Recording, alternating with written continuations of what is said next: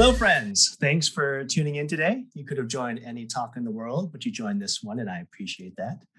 My name is Jason Wong. I'm a leadership coach and fractional VP of engineering, which is just a fancy way of saying consultant. And I'm here today to talk a little bit about interviews. So, part of this talk is about how the job interview came about. And to understand that, we need to take a little walk down memory lane. Which means in the beginning, around 66 million years ago, when humans first appeared on Earth, there were no jobs, or at least the only job was to stay alive.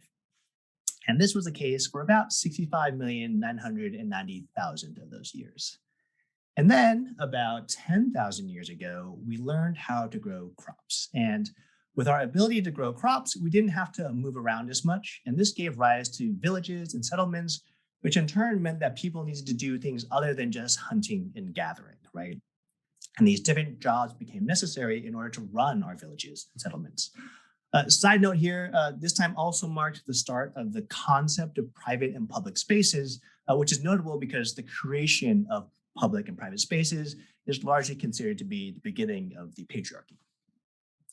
And then we had this period from about 3100 BCE to the 1400s, where we get ancient Egypt, Rome, and Greece, all the way up through the Middle Ages. And during this time, there were two main ways you found yourself doing what you were doing. The first was that you were a male and you were born into it, right? If your father was a blacksmith, you became a blacksmith. If your father was a merchant, you became a merchant. Every now and then, a family would go sonless and an apprenticeship would open up for someone who's not in the family, but mostly you apprenticed within your household. The second way you found yourself doing what you were doing was that you were enslaved. Slavery has been with us for a very long time. Ancient Egypt, Rome, Greece, all used slaves. During these times, one was enslaved when they were conquered, when they were a conquered people.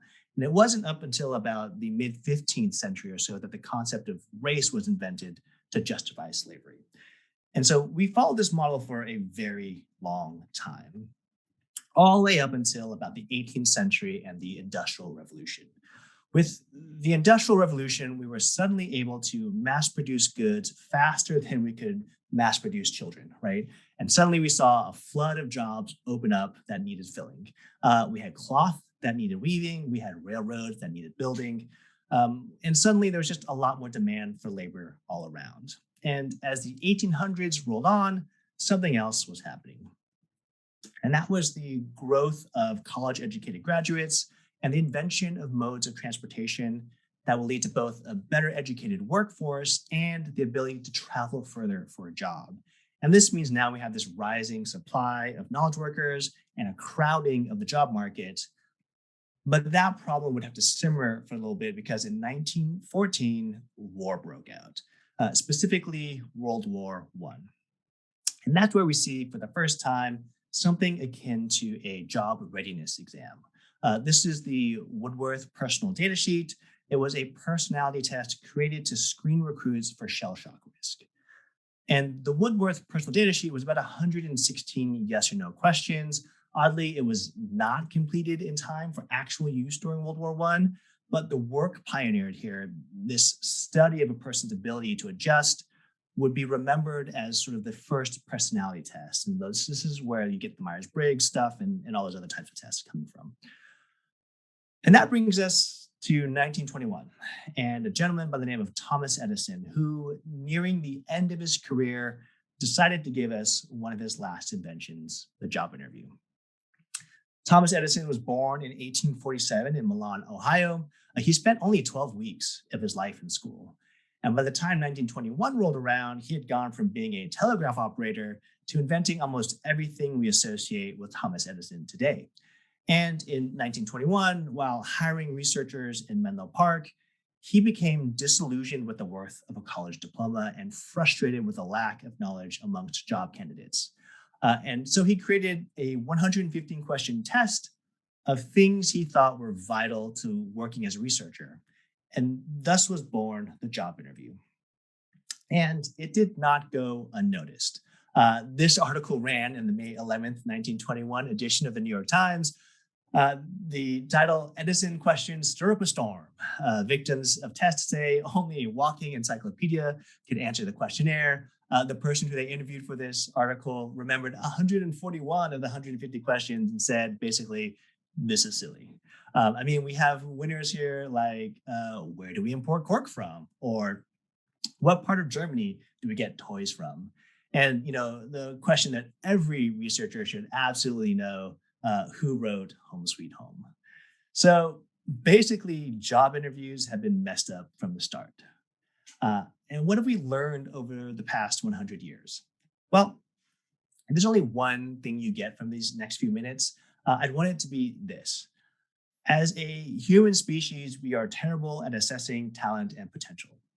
Full stop.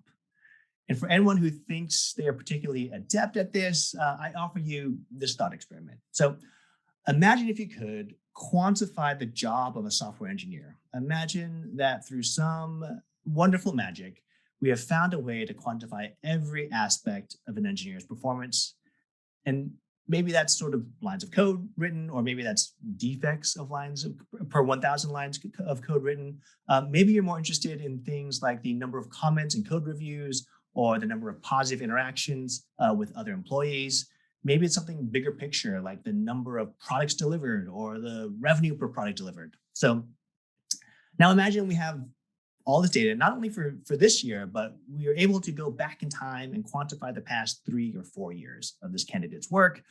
Even better, we can send some of our own people into this candidate's current workplace to observe them with their current teams.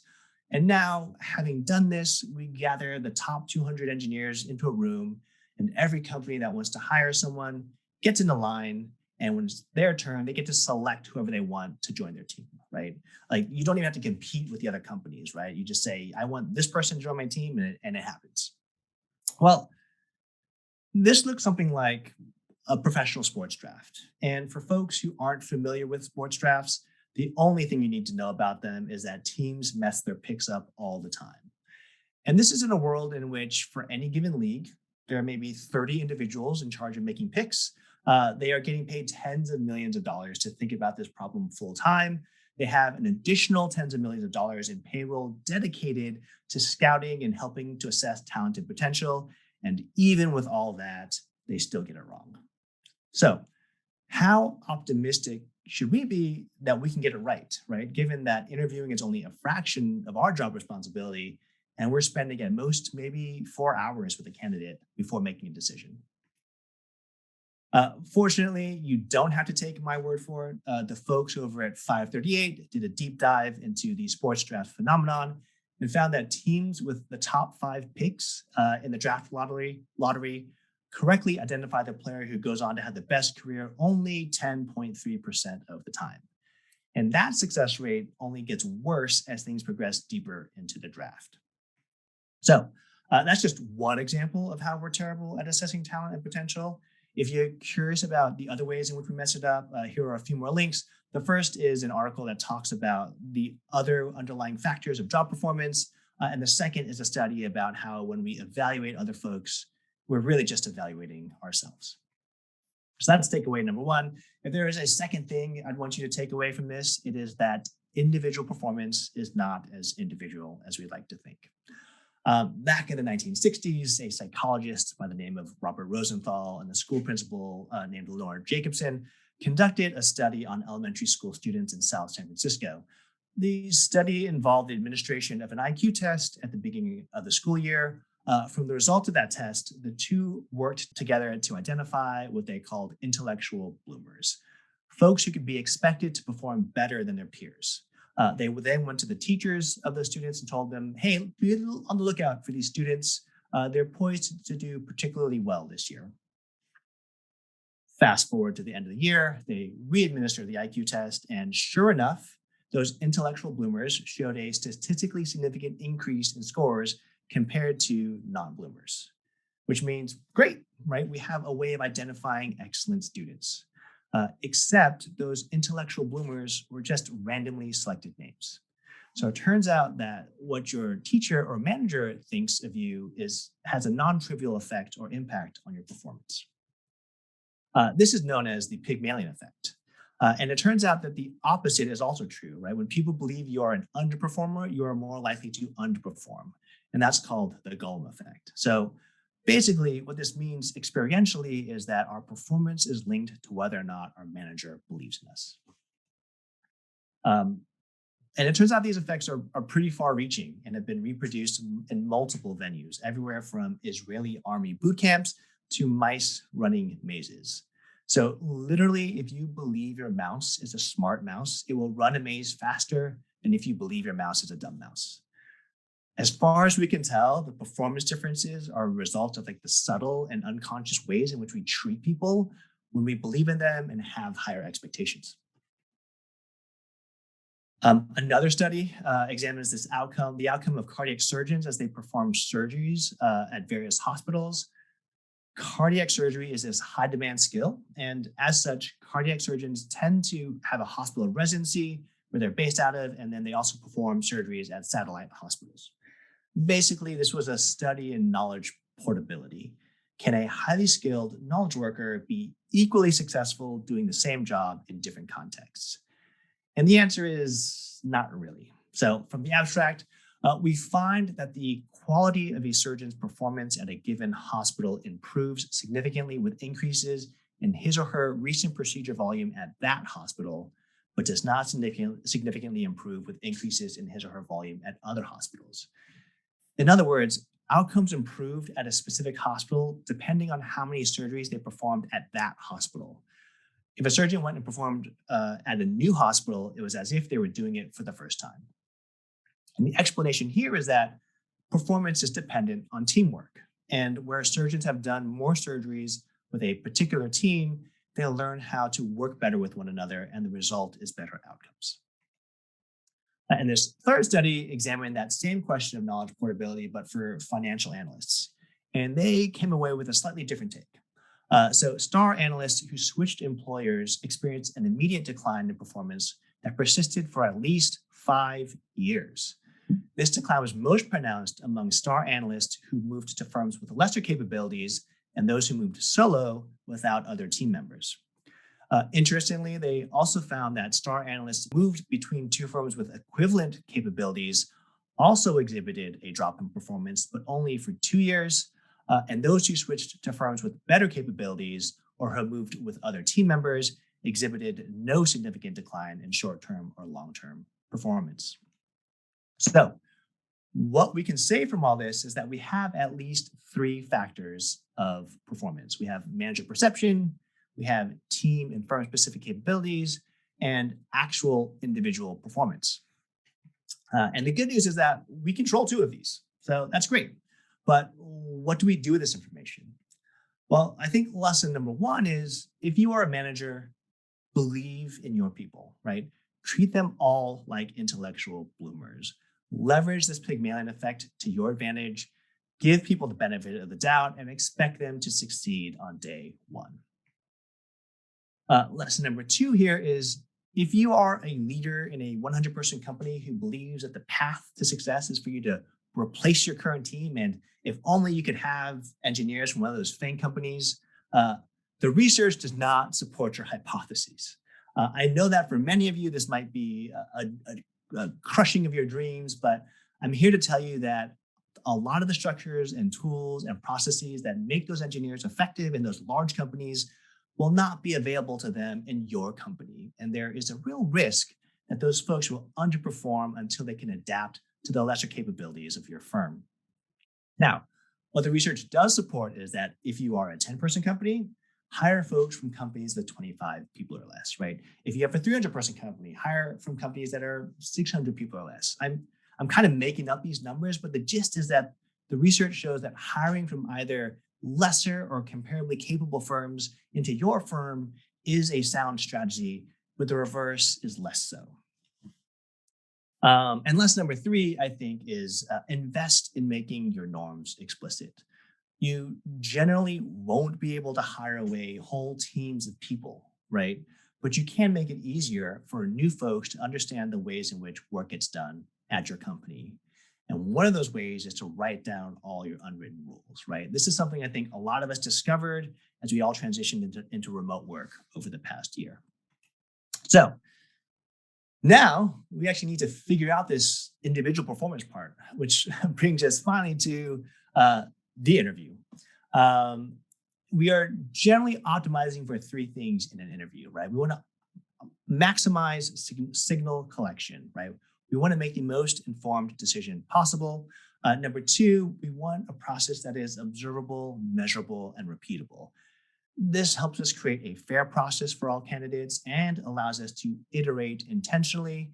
And third, we want to optimize for candidate experience, right? We want people walking away from our interviews wanting to work for us, even if they don't get the job.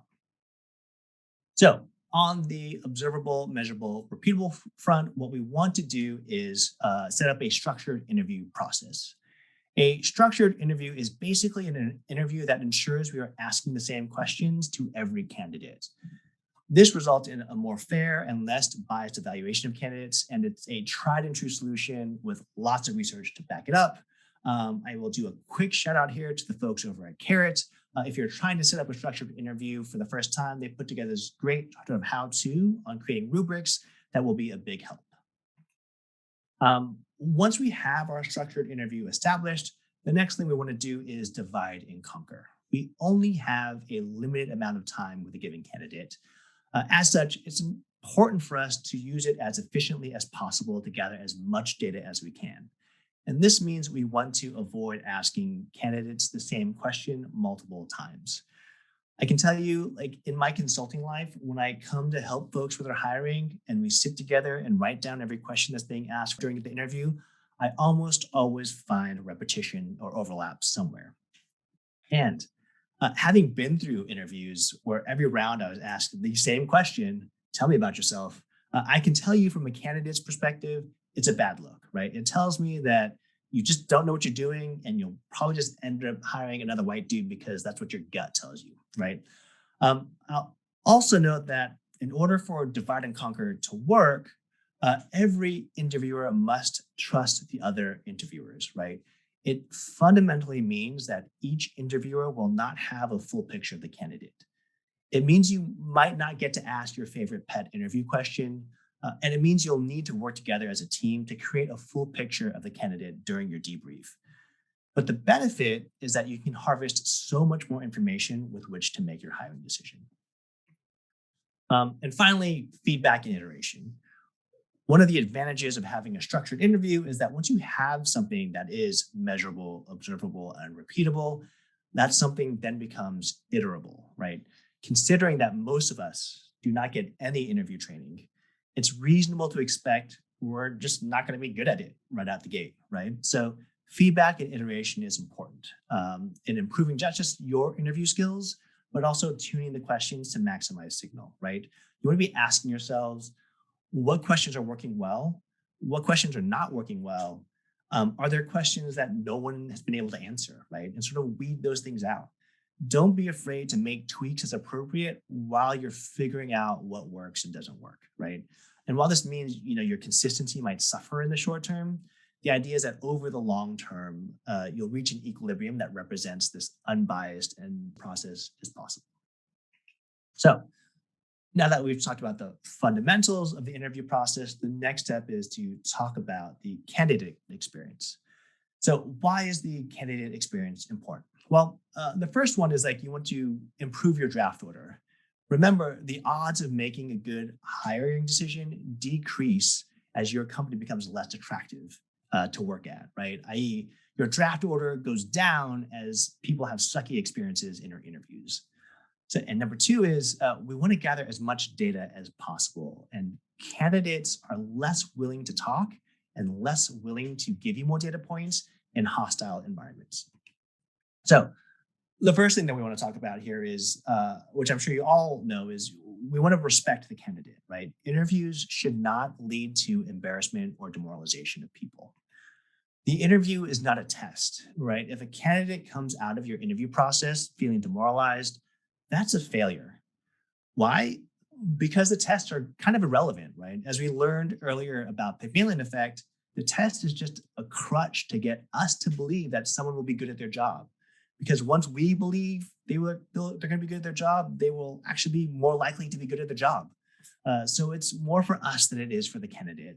And if we understand that, then we can change our mindset and think about the interview as an exercise in building a confidence case and understanding how a candidate can be successful in our company.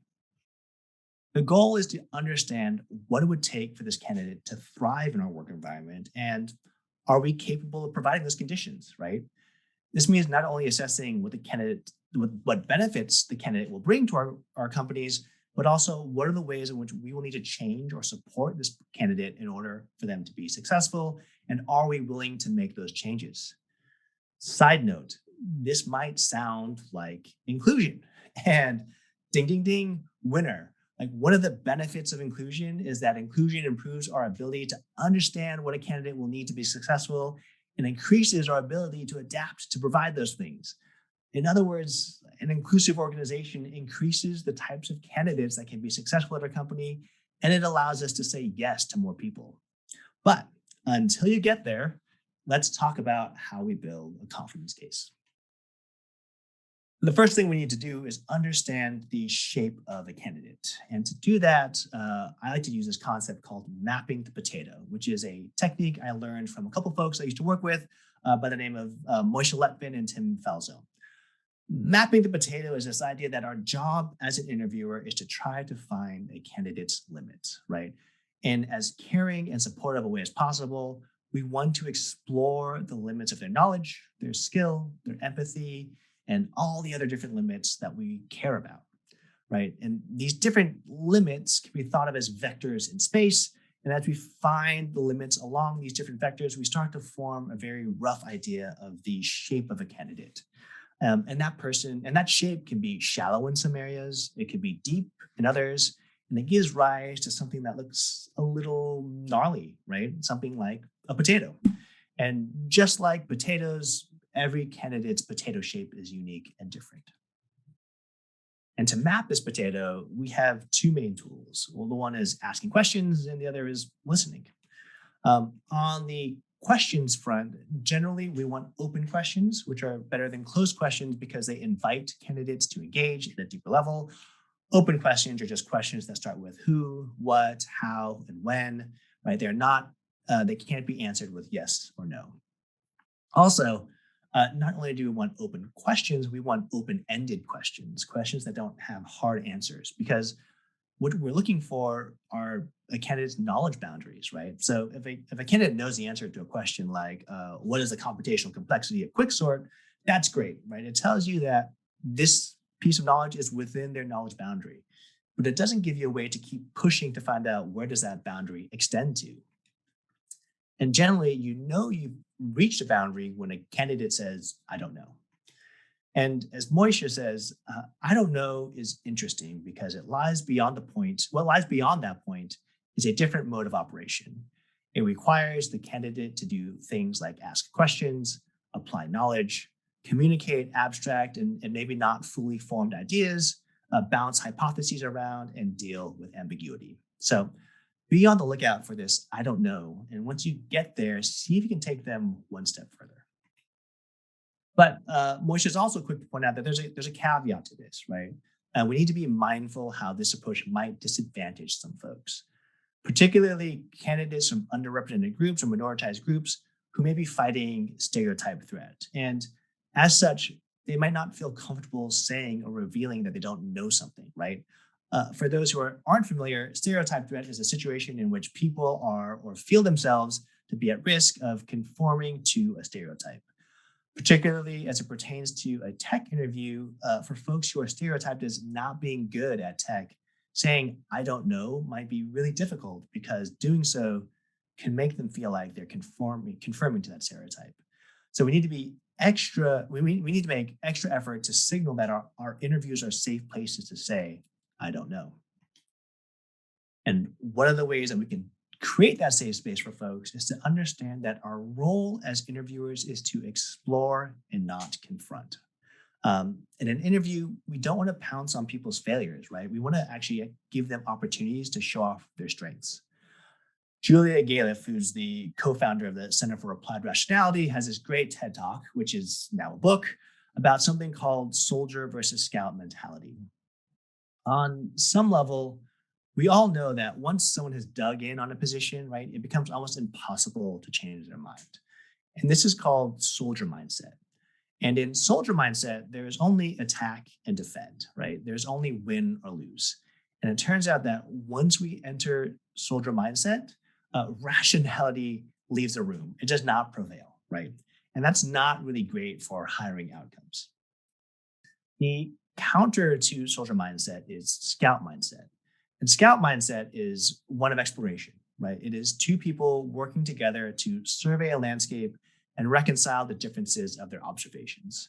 And in this mindset, you put down your pitchforks, you pick up your binoculars, and this is where you want to be because we want to be making good, rational, data based, behavioral based decisions when it comes to hiring. So that was a lot. Just a quick summary. One, respect the candidate, right? You want candidates to feel great after the interview and you want to keep your draft order high. Number two, map the potato, find the knowledge and skill boundaries of our candidates and try to take them one step beyond that. And three, be a scout, right? This is an exploration and not a battle. So closing this out, I just want to reiterate these two takeaways. The first, humans are terrible at assessing talent and potential.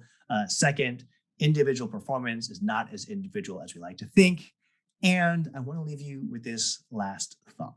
So, what happens after you hire someone, how you normalize to one another and support each other is just as important as what happens before or even during the hiring decision, right? The best way to be successful at hiring and interviewing is to build an organization where anyone can succeed and thrive. Here are a couple more resources that I wasn't able to directly cite, but contributed to the content of this talk. And there we have it, folks. A little bit of history, a little bit of science, and hopefully some new ways for y'all to be thinking about and improving your interviewing practice. Thanks again. Take care and be safe out there.